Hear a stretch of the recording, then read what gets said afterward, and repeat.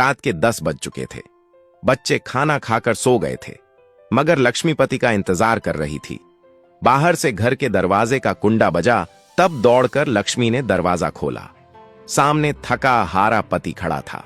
पति को देखते ही वह बोली, आजकल आप इतनी देर क्यों करते हो जी? पहले तो 6 बजे छुट्टी होते ही घर आ जाया करते थे, मगर पिछले 4-5 महीनों से बहुत लेट आ रहे हो। रामदास बोला, कुछ नहीं, ऐसे ही देर हो जाती है। तुमने पानी गर्म किया क्या? पत्नी बोली, हाँ, पानी गर्म कर दिया है। वह खटिया पर बैठता हुआ बोला, ला बाल्टी में डालकर ले आ, पैर बहुत दर्द कर रहे हैं। लक्ष्मी ने गर्म पानी की बाल्टी पति के सामने रख दी। रामदास ने पेंट की मोरी घुटनों के ऊपर सरकाई, फिर दोनों पैर पानी में डालकर बैठ गया। पत्नी बोली, शुगर के पेशेंट होकर इतना काम क्यों करते हो जी? दिन भर मेहनत करते हो, फिर रात में दर्द से करहाते रहते हो। रामदास बोला, बेटे की नौकरी लग जाए फिर सारे काम छोड़ दूंगा, फिर आराम ही आराम होगा। रामदास सीमेंट फैक्ट्री में मजदूर था। पिछले कई महीनों से ओवर टाइम कर रहा था ताकि बेटे को मोटरसाइकिल खरीद कर दे सके। बेटा काफी दिनों से बाइक के लिए जिद कर रहा था, क्योंकि उसके सभी दोस्तों के पास बाइक थी। बाइक खरीदना रामदास के बुते से बाहर था। फिर भी बेटे की ख्वाहिश पूरी करने के लिए वह चुपके ओवर टाइम कर रहा था। 8 घंटे की जगह 12 घंटे काम कर रहा था। शुगर का मरीज होने के कारण वह बहुत ज्यादा थक जाता था। दिमाग सुन्न हो जाया करता था। पैरों में दर्द के कारण ऐंठन होने लगती थी। गर्म पानी में पैर रखने पर क्षणिक आराम जरूर मिलता था, मगर रात में पैर फिर से दुखने लगते थे। कभी पत्नी पैर दबाती थी तो कभी पैरों को तौलिया बांध कर सो जाया करता था। फिर सरप्राइज वाला दिन भी आ गया। दिवाली से पहले धनतेरस को वह बेटे के लिए नई बाइक ले आया। बेटा बाइक देखकर बहुत खुश हुआ, बोला, पापा आप बहुत अच्छे हो। बेटे के चेहरे पर मुस्कान लाने के लिए ही तो उसने इतनी मेहनत की थी।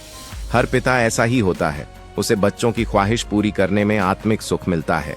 16 साल बाद बेटे को बाइक दिलाने वाली घटना को अब 16 साल गुजर चुके। रामदास का बेटा सूरज अब सरकारी मुलाजिम बन चुका है। समाज कल्याण विभाग में एक अधिकारी के पद पर कार्य कर रहा है।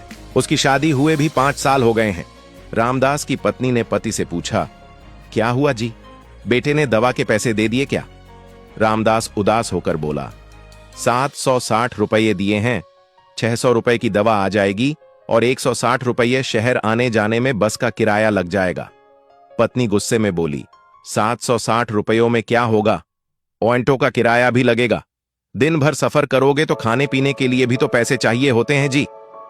आप उससे और पैसे क्यों नहीं मांग लेते?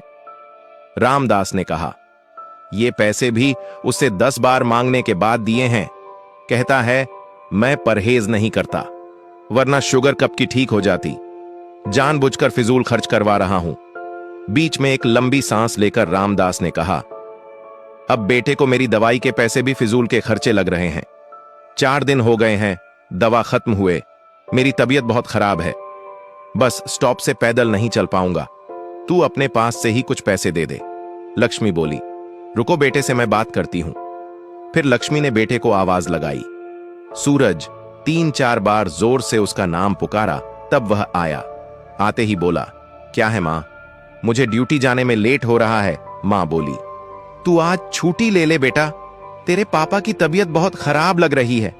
4 दिन हो गए दवा खत्म हुए, ये बस से सफर नहीं कर पाएंगे। आज तू अपने पापा को अपनी गाड़ी में बिठाकर दवा दिलवा कर ले आ। बेटा बोला, फालतू की बात मत करो मां, 600 रुपये की दवा के लिए 1000 रुपये का पेट्रोल फूंकना पड़ेगा। मैं ऐसी मूर्खता नहीं करने वाला, बेवजह 1 दिन की छुट्टी भी खराब हो जाएगी। इतना कहकर वह गाड़ी की चाबी लेकर बाहर निकल गया। लक्ष्मी कहती ही रह गई, बेटा इनकी तबीयत ज्यादा खराब है, बार बार पेशाब लगता है। बस वाला गाड़ी रोककर कितने बार पेशाब करवाएगा? मगर बेटे ने सुना ही नहीं। वह गाड़ी स्टार्ट करके ड्यूटी पर निकल गया। लक्ष्मी अंदर कमरे में गई। उसके पास ज्यादा पैसे नहीं थे, 50-60 रुपये के चिल्लर थे।